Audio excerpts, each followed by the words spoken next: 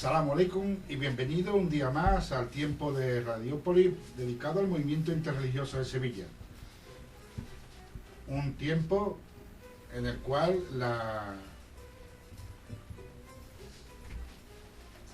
hacemos uso de este micrófono para llevar la comunidad islámica a vuestra audiencia. Hoy empezamos con un tema importante para los musulmanes porque hemos celebrado la noche pasada, anoche, uno de los días más importantes de las festividades islámicas. Este es el viaje nocturno y la ascensión, al-Isra o al-Miraj. Y es que el 27ª noche del mes lunar de Rayab, que este año ha coincidido en este mes de abril, con mediados de se aprovecha para los musulmanes para conmemorar uno de los sucesos más importantes y extraordinarios en la vida de Sayyidina Muhammad sallallahu alaihi wasallam, su viaje nocturno, que lo llevó a un instante a Meca, de Meca a Jerusalén, y la ascensión a los cielos, de los más elevados cielos, el Miraj. Se designa con el término Isra el viaje nocturno que Allah hizo emprender al profeta Muhammad sallallahu alaihi wasallam, que lo llevó desde la mezquita al Haram de Meca a la mezquita más remota, al Masjid al-Aqsa, el templo de Salomón en Jerusalén. Desde allí, Sayyidina Muhammad sallallahu alaihi wasallam ascendió a los diferentes cielos, alcanzando alturas que no son dadas a imaginar ni a hombres ni a genios. Este segundo viaje en vertical recibe el nombre de Miraj. La fecha exacta en la que tuvo lugar tal acontecimiento es objeto de controversia. En general, se considera que sucedió en el 10º año después del comienzo de la revelación del Corán, cuando los musulmanes vivían las horas más extremas de la persecución a la que le sometían los idólatras de Meca. Según Ibn Sa'd, al-Isra y el Miraj ocurrieron 18 meses antes de las hejiras. Para la mayoría de los musulmanes, ese fabuloso viaje fue llevado a cabo por el profeta en espíritu y cuerpo. De pensarse que lo realizó tan solo en espíritu, la cosa no sería tan sorprendente, pero la concurrencia del cuerpo es lo que lo hace verdaderamente excepcional. En un sahih de Al-Bukhari y Muslim narra las líneas generales del Isra y el Miraj. El profeta sallallahu alaihi wasallam montó sobre un animal de naturaleza mística, al-Burak, más grande que un asno, pero menor que un mulo, y cuyo paso alcanzaba los límites de la vista. Entró en la mezquita de Al-Aqsa y ahí realizó su salat de 2 rakat. A continuación, el ángel Jibril le dio a elegir para beber de 2 recipientes, uno que contenía vino y el otro contenía leche. El vino aún no había sido prohibido, y Sayyidina Muhammad sallallahu alaihi wasallam recogió el que contenía leche. De esa manera Jibril le dijo: has acertado en la naturaleza primordial, o sea, en la fitra. Después Jibril lo condujo al primer cielo, luego al segundo y luego al tercero, hasta el asufaifo del límite, Sidra al-Muntaha, que marca el final del 7º cielo y es la frontera para las criaturas humanas. Y Muhammad sallallahu alaihi wasallam avanzó y Allah le mostró lo que le mostró. Así titula la frase: le mostró lo que le mostró. Durante esa noche fue impuesta para los musulmanes la práctica del salat 5 veces al día. En un primer momento fueron dictados 50 salat, distribuidos a lo largo de la noche y el día, pero su número fue reducido finalmente al de 5, valiendo cada uno de ellos 10. Al día siguiente, una vez vuelto a Meca, el profeta Muhammad sallallahu alaihi wasallam describió a la gente lo que acababa de vivir. Los idólatras se transmitieron el relato y lo acogieron entre burlas. Incluso algunos lo desafiaron a describir los restos del templo de Salomón, ya que había estado allí en Jerusalén.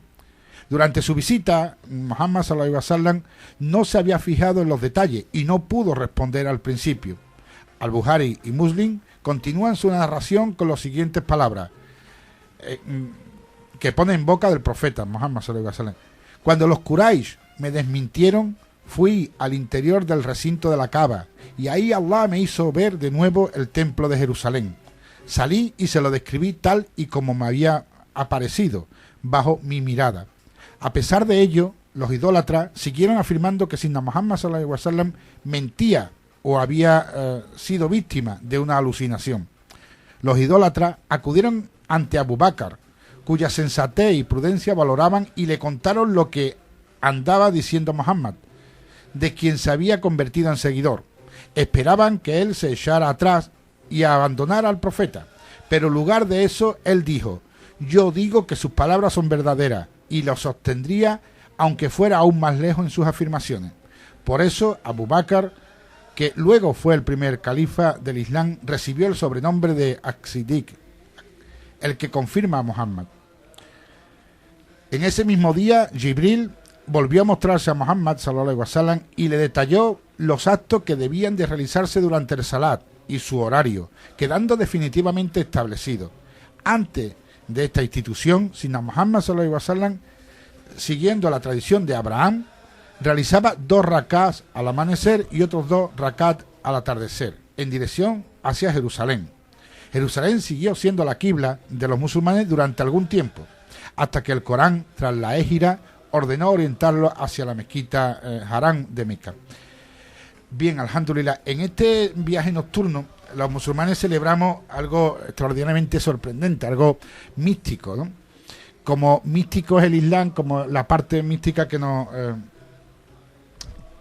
sustenta en la práctica del Islam, es la miel que endulza la boca de los musulmanes. Y para hablarnos de la práctica mística en Andalucía, tenemos con nosotros esta tarde a Sulimán, ¿verdad? Asalamu alaikum, Sulimán. Wa alaikum salam, buenas tardes.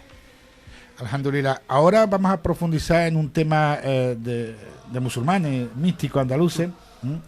Y antes quisiera poner en valor una futura visita que vamos a tener a la sagüía de Aznalcóllar, una sagüía que se pretende datar en el siglo XI. Explica lo que es una sagüía, porque por si algunos de nuestros... Seguramente lo haremos a continuación. Vale. En cualquier caso, quería anunciar esta visita que haremos para poner en valor la historia de Andalucía, la historia del Islam, que en definitiva tanto apreciamos. Ahora vamos a escuchar un poco de poemas místicos islámicos para que vayamos poniéndonos en situación.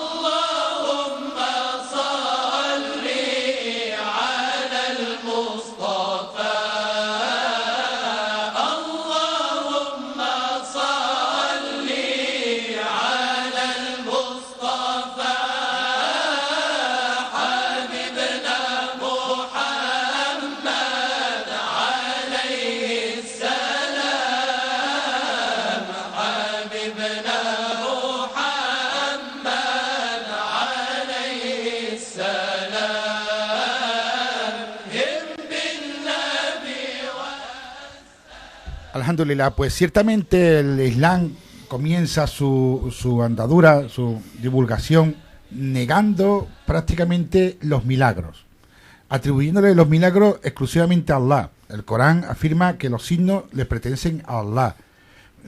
Y en la vida del profeta no existe una contemplación extraordinaria de los milagros, como en otros profetas. Pero sin duda eso hizo que los primeros musulmanes, cuando difundían el Islam, lo hacían a través de la ciencia, del comercio, de la ciencia, del gobierno justo. De esa manera, la llegada del Islam se fundamentó en un avance de la ciencia, del comercio y de la justicia en toda la humanidad. Hoy en día parece que algunos queremos degradar o limitar el Islam a lo milagroso, olvidando las primeras prácticas de los primeros musulmanes. A pesar de eso, el milagro, lo místico, lo sobrecogedor, lo extraordinario aparece en el Islam constantemente. Evidentemente es una revelación mística que el ángel Jibril se la ofrece, se le revela a Muhammad sallallahu alaihi wasallam. Así comienza el Islam. Por lo tanto, lo extraordinario aparece de una manera poderosa, pero limitado con la razón. Esta noche, la noche de la ascensión y del viaje nocturno del profeta Muhammad sallallahu alaihi wasallam, nos hace recordar esa capacidad de Allah de hacer lo milagroso, lo extraordinario, lo sorprendente. Como sorprendente es lo que vamos a conocer a través del relato de nuestro hermano Solimán, porque si hay algún país que ha hecho milagro, que se ha producido milagro, en Andalucía, ¿verdad? Pues sí. La Andalucía medieval, hoy precisamente he hecho una búsqueda en Google, digo, vamos a ver qué imágenes me da Google, ese gran buscador, papá Google, y la Andalucía medieval me estaba dando todo tema cristiano, no había nada que surgiera pues hemos tenido aquí en Sevilla 500 años de Islam, en Almería y Granada 800, y no hay ningún recuerdo, ninguna imagen, ningún artículo que reflejara que el medievo andaluz se escribía en árabe. No hay nada escrito en galaico-portugués ni en castellano de la época andalusí, desde el 700 hasta el 1492. Con lo cual, tenemos aquí un periodo histórico perdido completamente, cuyos los únicos reflejos son circunstanciales de la civilización que nos conquistó allá en diferentes etapas, y resulta que después de mis indagaciones en otras civilizaciones, porque yo llegué al Islam a través de la rica civilización hindú, en la parte de Cachemira, los grandes maestros, la gran mística hindú, la gran mística budista, que durante años he estudiado y he experimentado, y un día se me reveló a través del sonido de la mística musulmana, muy anterior a la mística cristiana aquí en la península. Y de Andalucía conocemos 4 cositas, no conocemos los cientos de miles de personas que murieron aquí entre el 711, vamos a poner 700, al 1492, y que tuvieron, no solamente como tú estabas diciendo, que eran comerciantes o que eran guerreros, también había santos, y también había panaderos, y también había gente que hacía sus cositas, agricultores y demás. Entonces, hay una parte mística muy anterior a la mística cristiana que ya existía aquí y que se irradió hacia el oriente desde aquí. Y uno de estos grandes santos místicos, el Sheikh Al-Akbar, fue Ibn Arabi, ¿vale? Nacido en Murcia, criado en Sevilla, y desde Sevilla irradió todo su, vamos a hablar, su ascensión a esos mundos dimensionales desde aquí, desde Sevilla.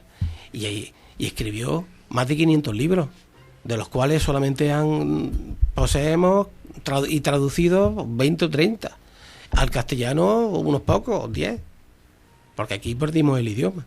Y estando allí en la Meca, quiso rememorar a las personas que le habían ayudado en su ascensión al conocimiento, recordó un libro que había escrito aquí en Sevilla sobre el año 1190 aproximadamente, y como lo dejó aquí en Sevilla, que se ha perdido ese libro, hizo un pequeño resumen. Ese pequeño resumen era de la cantidad de santos místicos de la categoría de él, o más que él, que es Sheikh al-Akbar, que es decir, que está al mismo nivel casi que Muhammad Salih al-Alaihi Wasallam, porque en el mundo islámico Ibn Arabi está muy bien considerado, a este andaluz ilustre.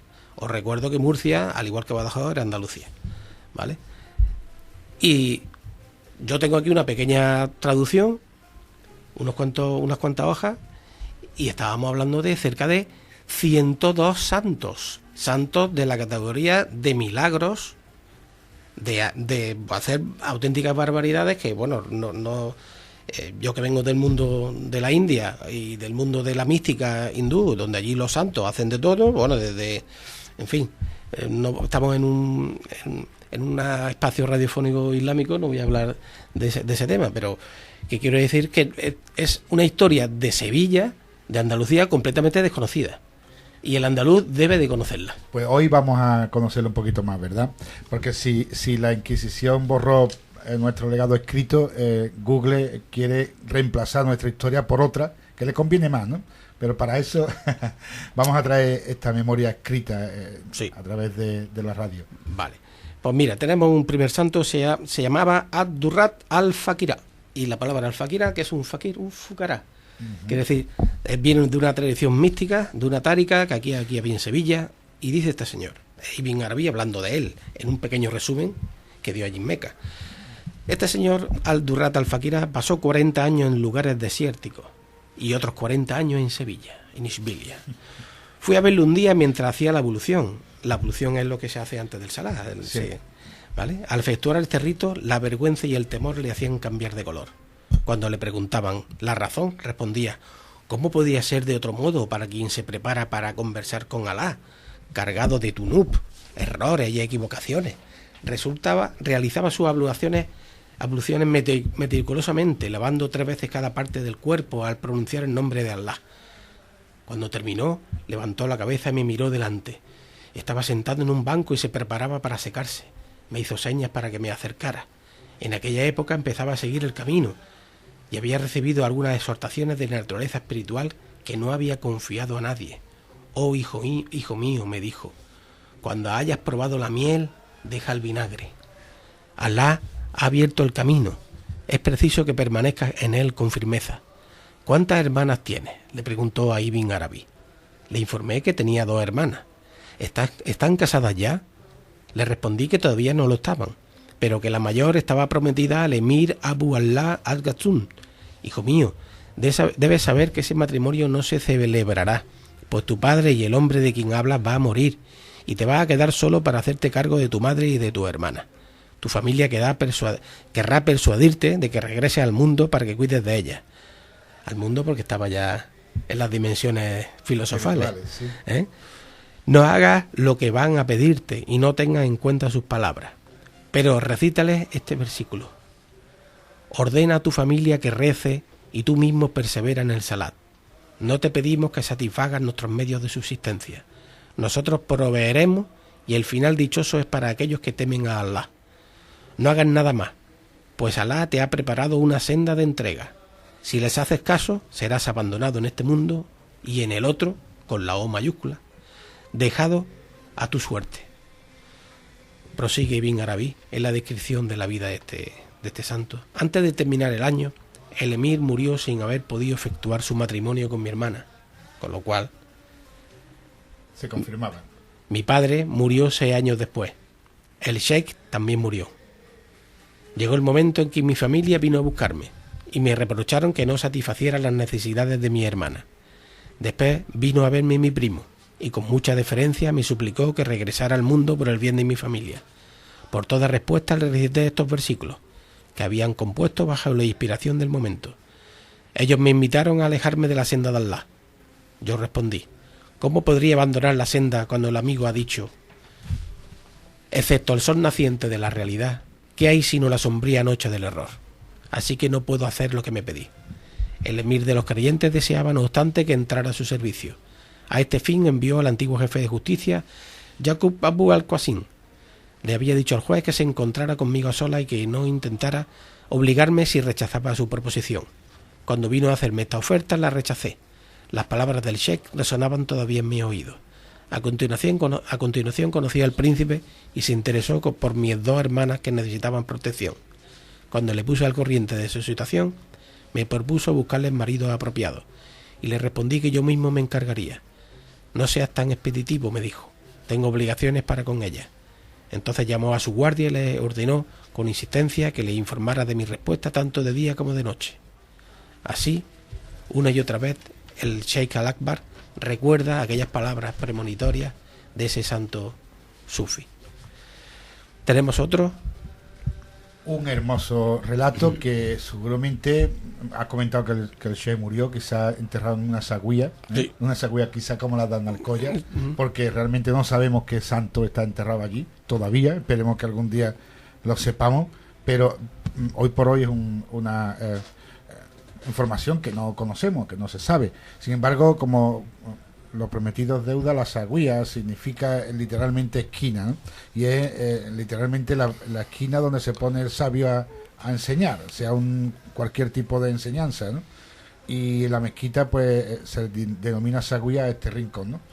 Se extiende a la escuela y sufi o a los sitios de retiro donde el maestro se retira para hacer sus prácticas de meditación, y al cabo del tiempo pues termina designando espacios dedicados a la práctica espiritual en el Islam, la sagüía, ¿no?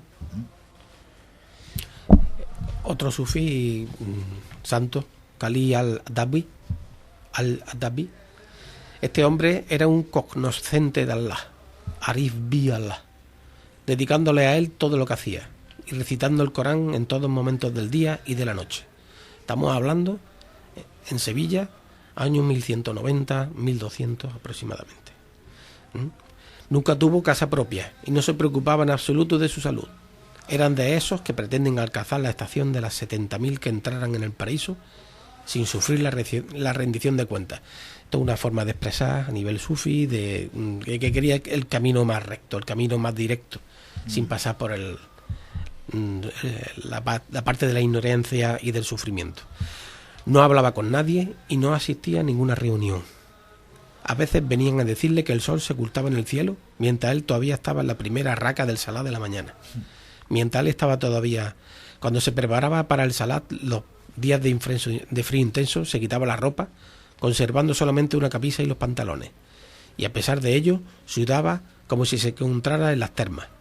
Al hacer sus ibadas, sus prácticas, lanzaba gemidos y mascullaba de tal forma que nadie podía comprender lo que decía. Nunca dejaba nada para el día siguiente y no aceptaba nada que excediera lo justo y necesario, tanto si era para él como para los demás. Pasaba la noche en la mezquita de Abu Ramil al-Rutandali, el recitador del Corán. Fui discípulo suyo durante varios años. En ellos me dirigió tan pocas veces la palabra que casi podría contar con sus palabras. Un año desapareció de Sevilla con motivo de la fiesta del sacrificio y cierto jurista, hombre de digna fe, me indicó, después de que el sheikh había estado presente en la concentración de Arafat y que lo había sabido por alguien que lo había visto allí. Desapareció de Sevilla. Lo sitúa en Meca, ¿no? Sí, En Arafat. de pronto estaban en Arafat. Mantenía una relación muy especial con nosotros y con frecuencia nos dirigía a sus meditaciones, de la cual obtuvimos un gran beneficio espiritual, por lo que a mi respuesta me anunció muchas cosas que más tarde resultaron totalmente justas. Aquí viene el caso de lo que nos ocurrió precisamente ayer con el Sheikh Munir, que decía que nos sentía o que no nos sentía. Si te das cuenta, hay una especie de ventana, una especie de hilo conductor entre estos señores, que no hace falta cartas, no hacen falta hablar, ¿vale? Y desde Meca, desde Arafat, ¿vale?, se comunicaba con ellos y que él sentía su gran beneficio espiritual. Esto en la India es muy usual, ¿vale? Esa conexión maestro-discípulo siempre es muy... incluso está en la literatura, no solamente en los libros de mística, ¿vale?, y en los conocimientos de los discípulos maestros, es muy común línea de comunicación inalámbrica, ¿vale? A nivel místico. Ajá. ¿Vale? Sigo, ya termino con este, No, con este señor. Sí, sí. Y pasamos a otro. Si te parece, hay muchísimos, ¿eh? ¿Tú me vas diciendo? Pues entonces quizás vamos a escuchar un poquito de música, quizás para amenizar un poco la tarde, ¿te parece? Muy bien. Adelante con la canción. For all the times that I needed a friend, I prayed to Allah that my sadness would end. And then He sent you to me, I can't comprehend how I could deserve such a blessing from Him. And it made me wanna write a song, 'cause I needed you to know that you're my girl and we're a team, girl. You complete my dream, girl. And I'll never be moving on. I'll be there by your side when times are rough. You're feeling down, girl. I'll still be around, girl. My mama, she likes you and she'll like everyone. And that's how I knew that I found me the one. I've been so caught up in myself, didn't think that someone else could help me see how to be a better me. 'Cause girl, I love the way you look so much, Habibti, I just want you to myself. And I don't think the stars could keep us apart. My angel, you and me were something else. For all the times when I didn't feel so strong, you were there to tell me I could go on. So now I owe so much to you, you and Allah, for bringing peace to such a cold, cold heart. And it made me wanna write a song, 'cause I needed you to know that you're my girl and we're a team, girl. You complete my dream, girl. And I'll never be moving on. I'll be there by your side when times are rough. You're feeling down, girl. I'll still be around, girl. My mama, she likes you and she'll like everyone. And that's how I knew that I found me the one. I've been so caught up in myself, didn't think that someone else could help me see how to be a better me. 'Cause girl, I love the way you look so much, Habibti, I just want you to myself. And I don't think the stars could keep us apart. My angel, you and me were something. You and me were something else. 'Cause girl, I love the way you look so much, Habibti, I just want you to myself. And I don't think that the stars keep us apart. My angel, you and me were something else. Salam aleikum, de nuevo con vosotros en este tiempo de Radiópolis dedicado al movimiento interreligioso de Sevilla, un movimiento que aglutina a la inmensa mayoría de los grupos religiosos y espirituales de la ciudad de Sevilla, una ciudad abierta al siglo XXI, a la tolerancia, a la convivencia, a la integración. Y ante todo quería agradecer a Samuel su trabajo técnico y a la propia radio que nos permite, y a Jaime que nos permiten hablar del Islam con el micrófono abierto, sin ningún impedimento, sin ninguna censura, cosa que ya quisiéramos nosotros que pasara en otros medios, ¿no? Oye, Yihad, discúlpame, estabas hablando de que el milagro en el Islam es algo que no se considera cabal. Quiero volver a escucharte eso. Sí, no, verá, es que no es lo importante en el da'wah, la transmisión del Islam, ¿no? El Islam no hace hincapié en los milagros como por ejemplo otros profetas, en los cuales sí se hacen hincapié en los milagros de Jesús, de Abraham, de Noé, de Moisés, otros muchos profetas. Sin embargo, el profeta del Islam como que lo refiere todo a Allah, ¿no? Todo el milagro se lo manifiesta Allah. Allah es el signo, es En el budismo tibetano igual. Ujú. O sea, quiero decir que también se consideran una persona milagrosa digno de tener una maestría, entonces le construyen un monasterio y entonces allí está enterrado el gran santo tibetano. Cuando hablaba antes del viaje nocturno me he acordado de Milarepa. Milarepa fue en la Edad Media de Nepal, un gran santo que también hizo su viaje nocturno, ¿vale? Y que era considerado como un señor milagroso, ¿vale? Pero eso, que me interesa saber el por qué nos incide el milagro en el mundo islámico, ¿vale? Sí, nos incide precisamente porque hace hincapié en la misma ciencia. Por ejemplo, el Corán, cuando dice, observa los frutos como maduran, observa cómo la abeja construye sus parales, o sea, hace referencia como a la ciencia como primer paso, ¿no?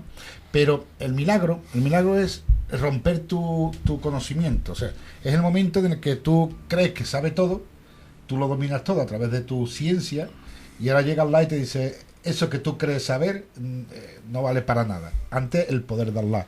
Allah puede hacer las cosas que Él quiere, y de esa manera el milagro o lo sorprendente rompe tu razonamiento. Una especie de desmagnetización de la vida cotidiana, el salirse del ruido, del estar continuamente apegado a las cosas y a las personas, el que te hace encontrarte a ti mismo, ¿vale? Sabedor de que estás siguiendo un camino, una senda sólida, válida, ¿vale? Aquí tenemos otro sevillano ilustre, desconocido para los sevillanos del siglo XXI. Se llamaba Abu Yahya al-Sinjasi. Era un ciego anciano que había sido imán de la mezquita de Zubaida.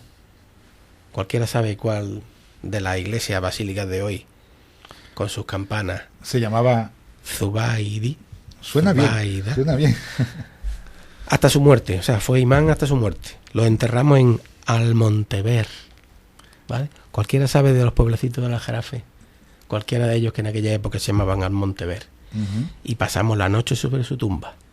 Lo frecuente, y le vi siempre aplicado a la obra de adoración, era un hombre que tenía sólidos conocimientos en las disciplinas y ciencias espirituales. De ahí que la ciencia en el Islam fuesen ciencias espirituales, porque el hombre lo acercaba a su creador. Prosigo. Sí. Nunca le vi sentarse en otra parte que no fuera en un pequeño taburete. Murió entre nosotros en Sevilla. Que Alá tenga misericordia de él. Amén. Y así tuvimos la prueba de su carisma. El viento no dejaba nunca de soplar en la montaña en la que lo enterramos. Nunca. Aquel día, Alá aplacó el viento. La gente consideró eso como un buen presagio y fueron a pasar la noche sobre su tumba para recitar el Corán. Cuando abandonaron la montaña, el viento volvió a soplar como antes. Yo era, como se sabe, uno de sus compañeros. Era de los que llevan una vida errante. Un min al-Sahita. Viajaba sobre todo a lo largo de las costas andaluzas, buscando aislarse de los hombres, para desmagnetizarse, como he dicho antes. Aquí tenemos otro santo sufi de Al-Ándalus que se llamaba Abu al-Ayja Yusufash Shubarbuli. Era originario de Shubarbul, pueblo del Aljarafe. ¿Qué pueblo será Shubarbul?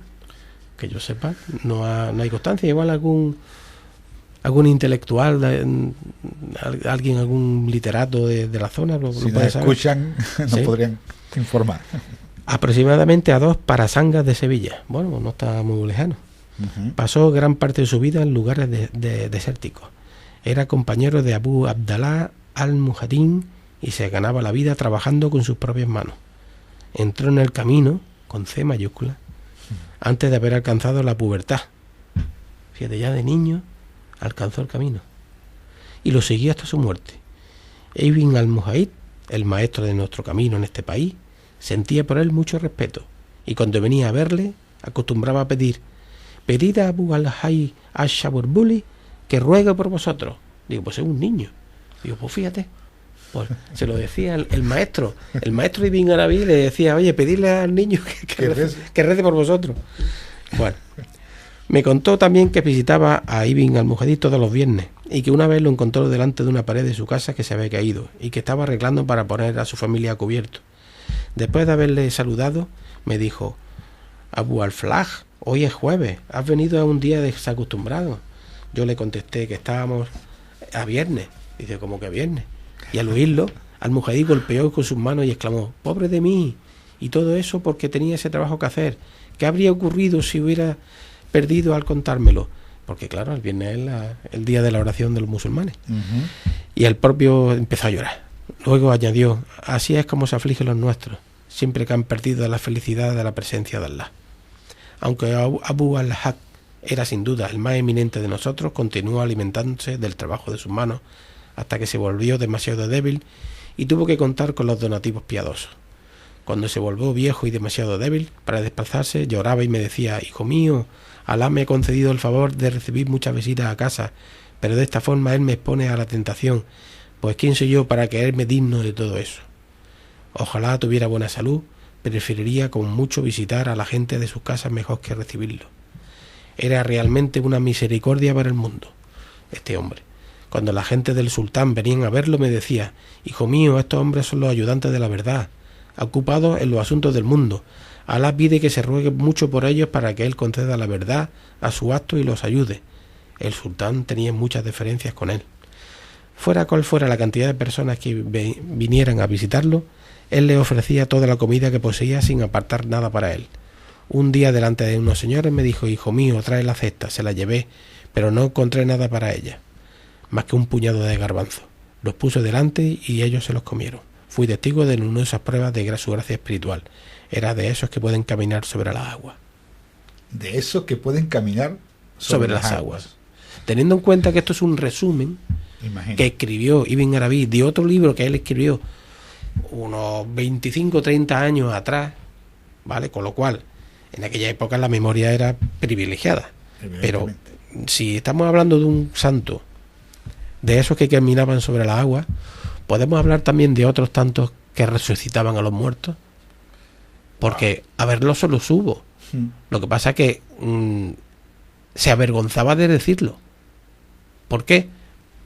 Precisamente por lo que tú has contado del hecho de los milagros. Sí, en el mundo islámico. Que los signos son de Allah y los nuestros son... ¿Vale?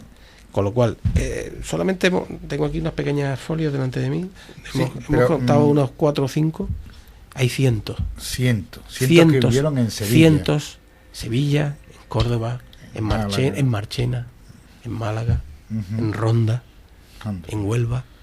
Andaluces, pueblos perdidos ya, que han desaparecido, pueblos que ahora se llaman de otra manera, que nadie los conoce, cuya historia solo está escrita en árabe. Alhamdulillah. Eran andaluces, sevillanos en concreto, algunos de ellos, y que nosotros hemos olvidado. Por lo tanto, es nuestra obligación recordarlo, traerlo a la memoria, porque lo que está vivo de verdad nunca deja de estarlo.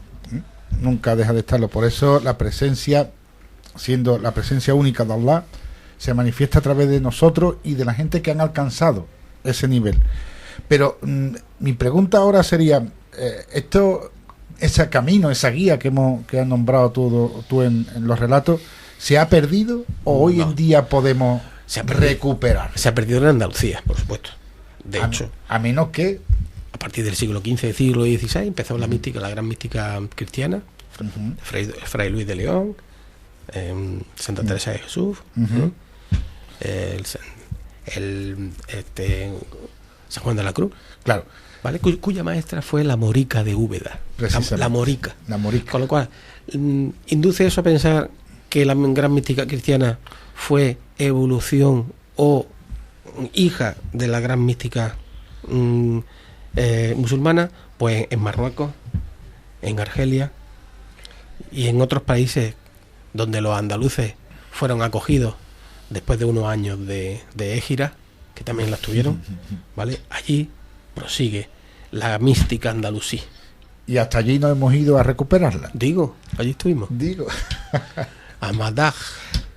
En provincia de Berkán. Sí, señor. Estuvimos en la tárica Cadirilla Buchichilla, que suena así como Cadirilla Buchichilla Andalusilla.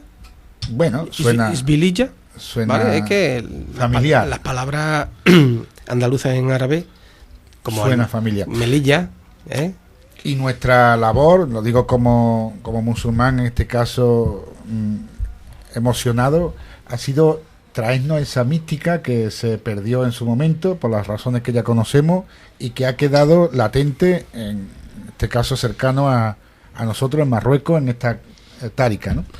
En esta escuela del Islam.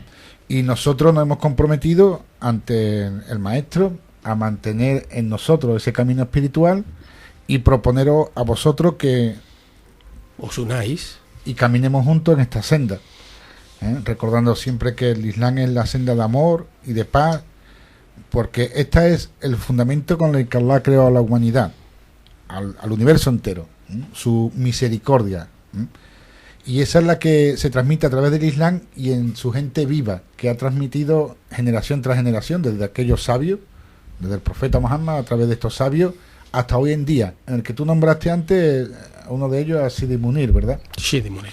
Al Bushishia, al cual esperamos encontrar aquí pronto en Sevilla, trayendo esa luz y esa práctica para unirnos o recuperar ese camino perdido. Y hacernos fuertes en el corazón, de que eso es lo que se trata, de magnetizar el corazón. Ya basta de magnetizar la mente, ¿va? De magnetizar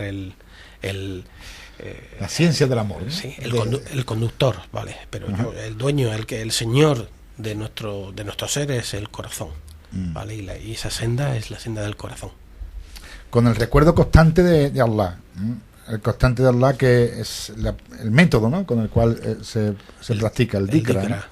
El dhikra es la práctica que propone la tárika. Y nosotros hacemos reuniones periódicas, o sea, individuales, prácticas individuales. ¿En qué consiste este camino? Diario, una práctica de una recitación constante a lo largo del día, y una en concreto, nosotros la hacemos el jueves, ¿verdad? Y el jueves por la tarde. El jueves por la tarde.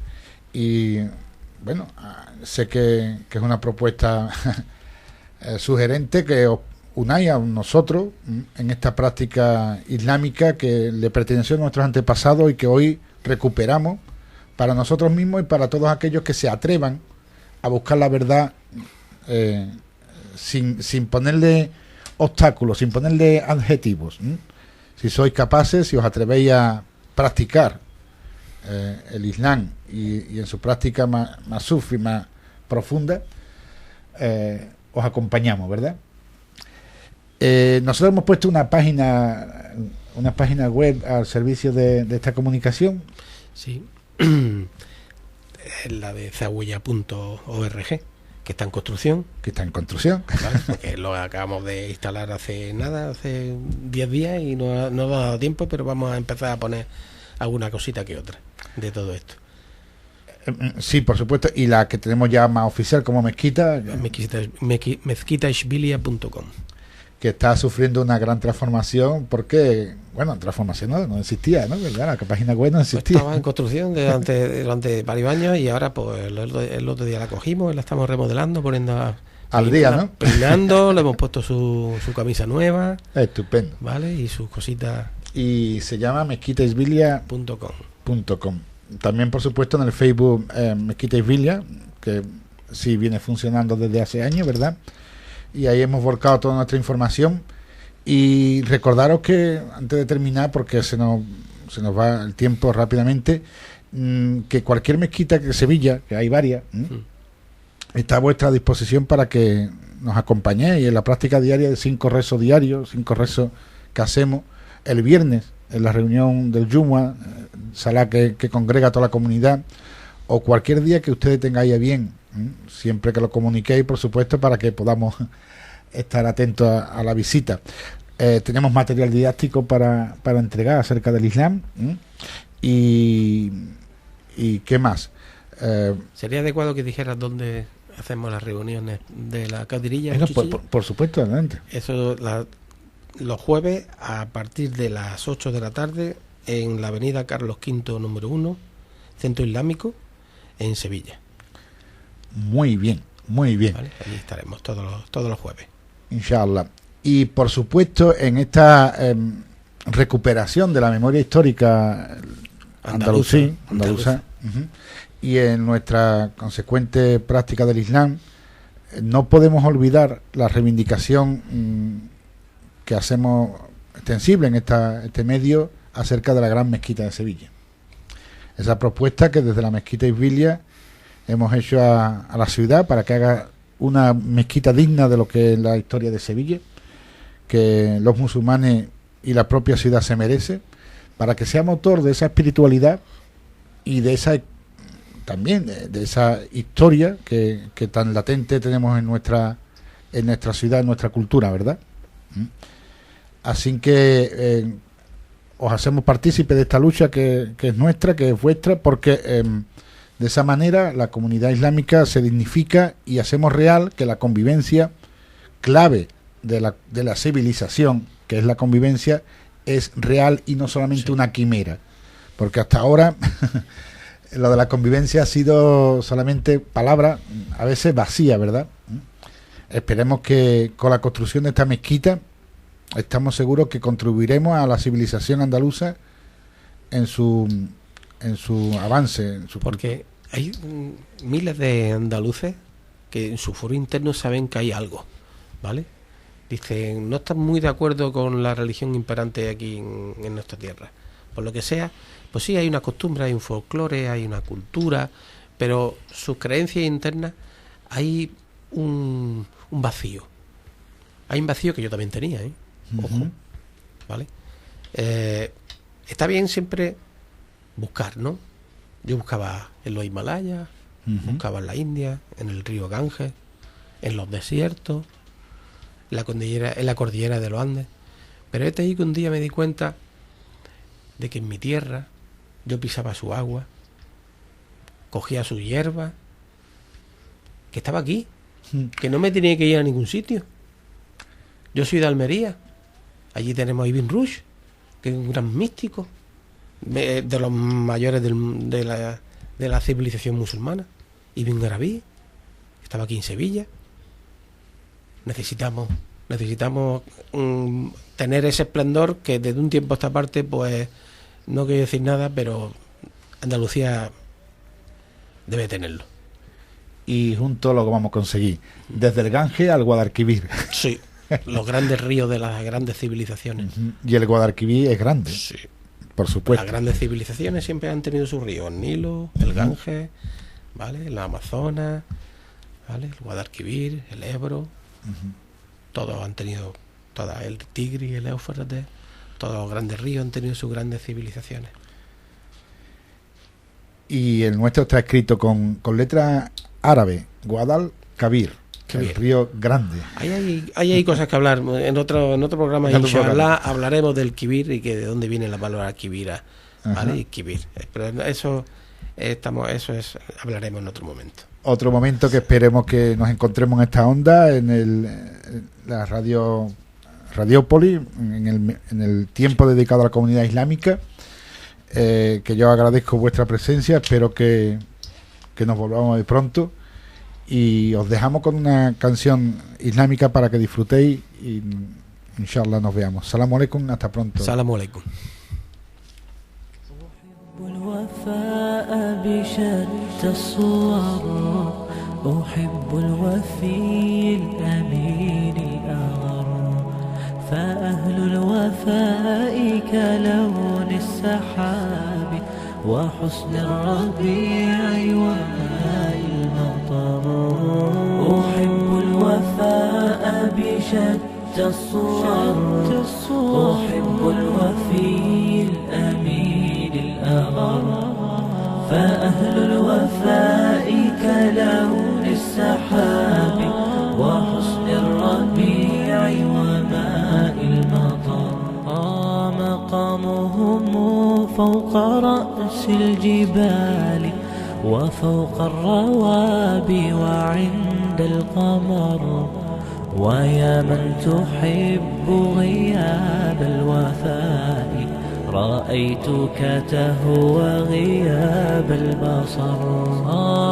كم قائل قد أضعت حياتي وفيا لأجل هناء البشر أقول له أفلح الأوفياء وحسب الوفاء يطيل العمر. هنيئا لمن أخلص الحب عمرا وسحقا لذاك الذي قد غدر. هنيئا لمن أخلص الحب عمرا وسحقا لذاك الذي قد غدر.